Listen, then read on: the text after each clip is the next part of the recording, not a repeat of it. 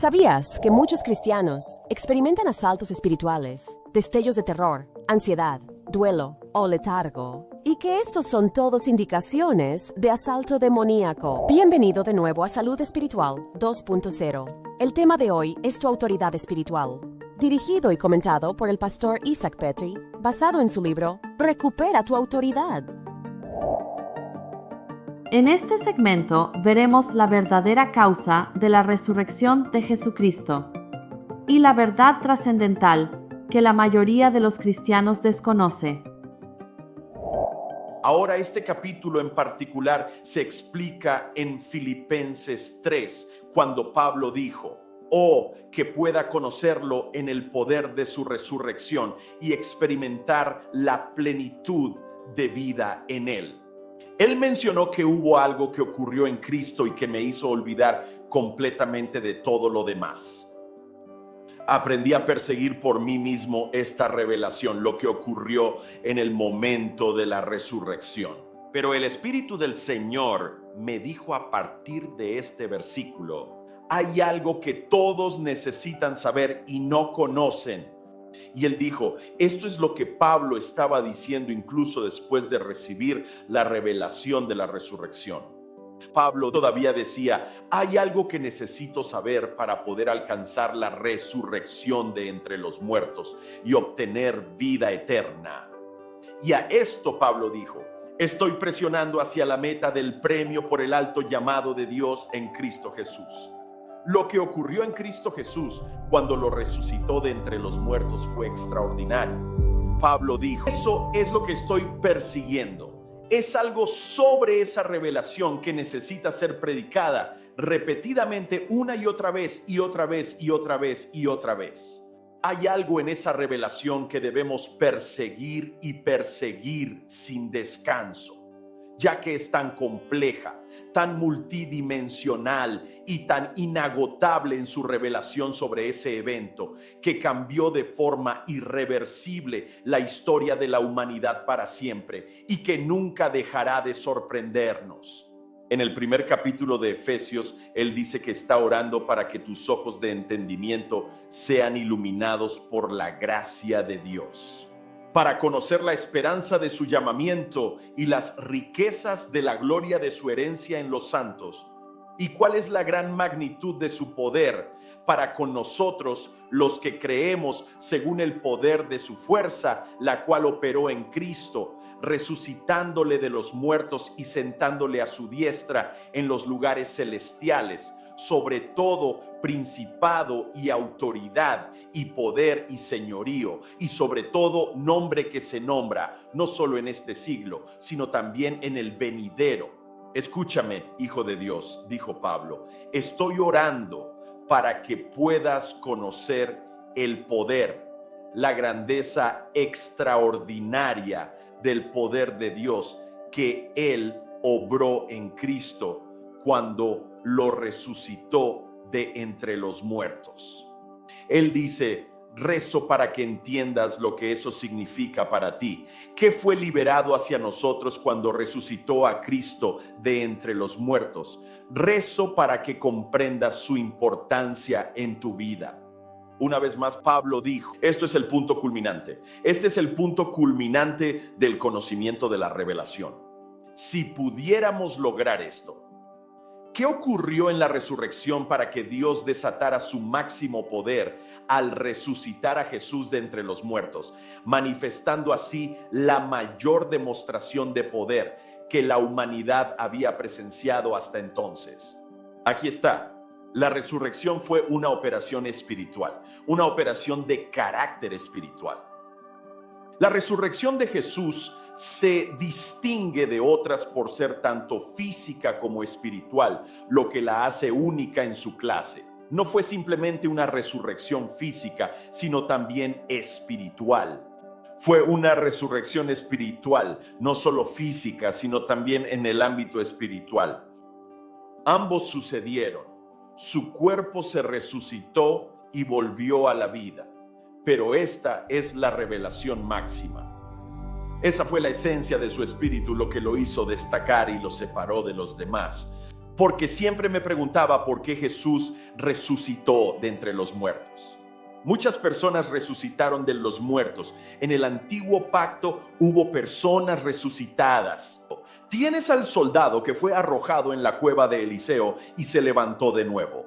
Tienes a Eliseo estirándose sobre el niño.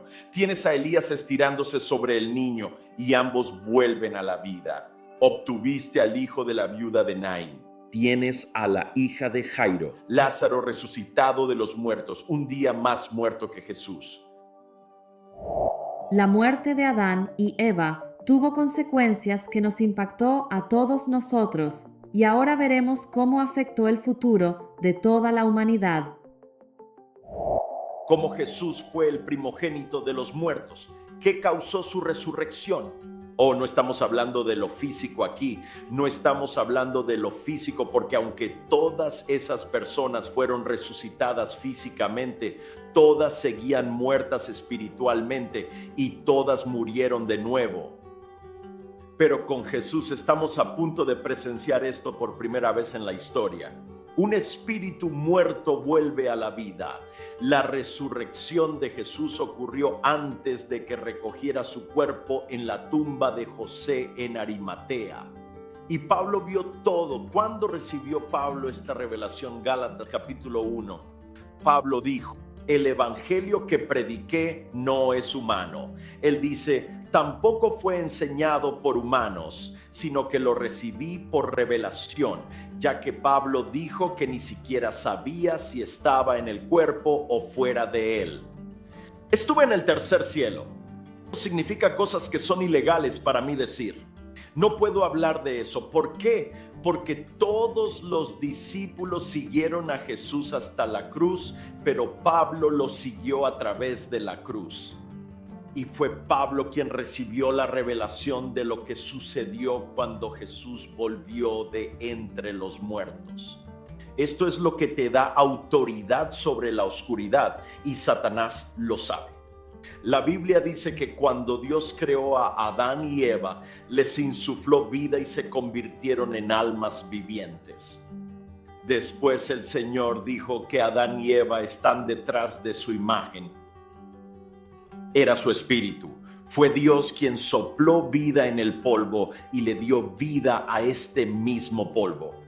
Tenían dominio, autoridad, imagen y semejanza, gloria y presencia. Dios le dijo a Adán: no comas del árbol del conocimiento. Y así están en el jardín. Lamentablemente Adán come del árbol y muere. En la palabra hebrea significa morir, morirás. Significa que el proceso de muerte comenzó. Él trajo la muerte a la humanidad, no solo físicamente. Adán vivió 930 años y finalmente murió espiritualmente en su vejez. Su espíritu falleció, perdió la imagen y la semejanza, así como también la gloria.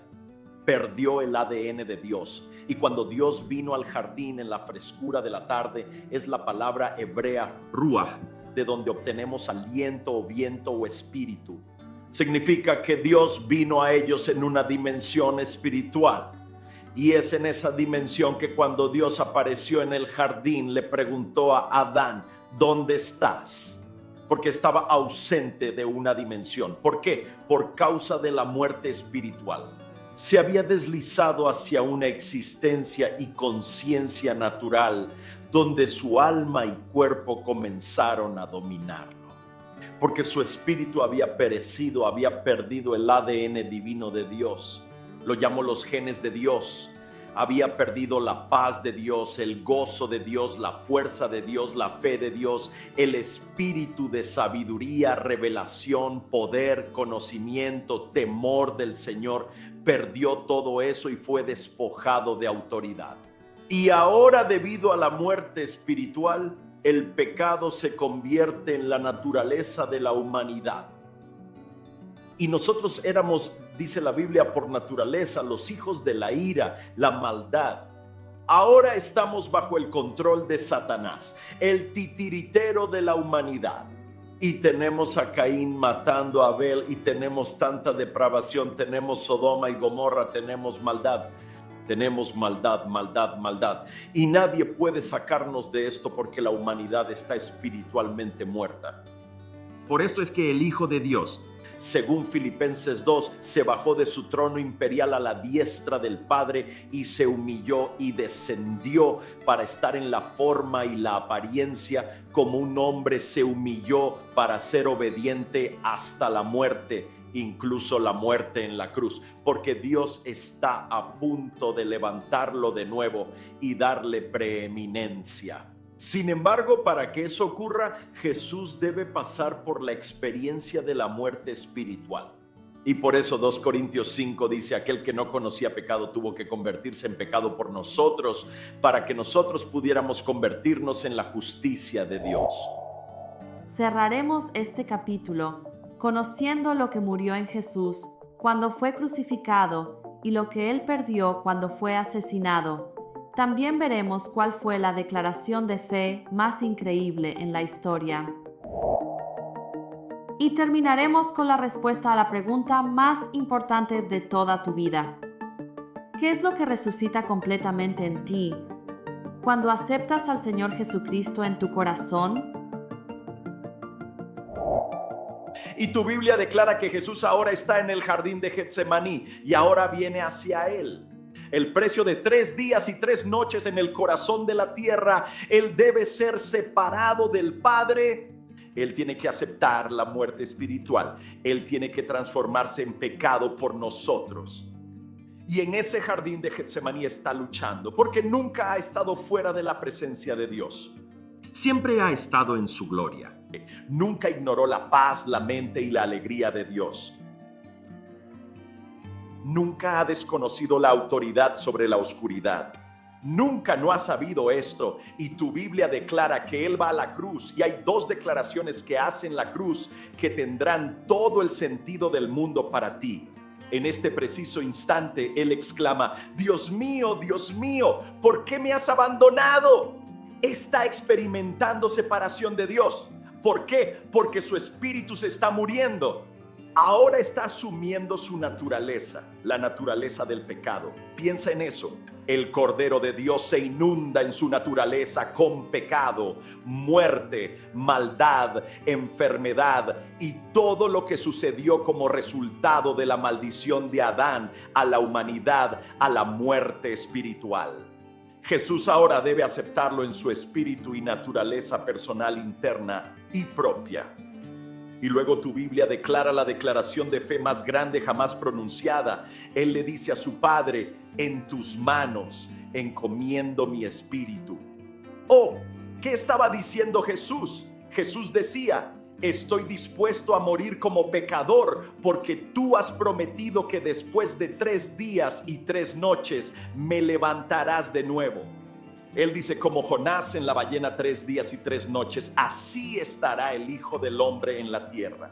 Cuando dijo: Padre, te lo encomiendo, fue una declaración de fe, expresando su confianza en que Dios lo levantaría nuevamente.